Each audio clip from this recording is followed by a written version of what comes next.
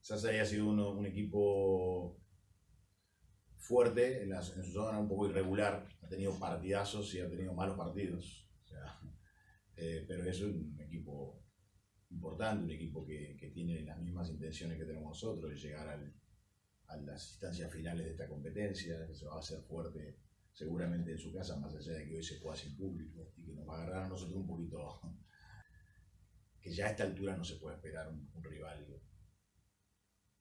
de los que se llaman accesibles ni imposibles. O sea que a partir de ahora en la BCL y en la ACD también hay que acostumbrarse a ver todos partidos con finales inciertos, con resultados, con pronósticos, casi que uno puede hacer un pronóstico pero más fortuito que otra cosa, o más por decir algo, pero poner un favorito entre Sassari y Casademont me parece que sería casi imposible. Son dos equipos que van por lo mismo, que han hecho campañas similares, que tienen jugadores de experiencia, que tienen plantillas bastante largas también, que físicamente son buenos. Hay pocas oportunidades acá.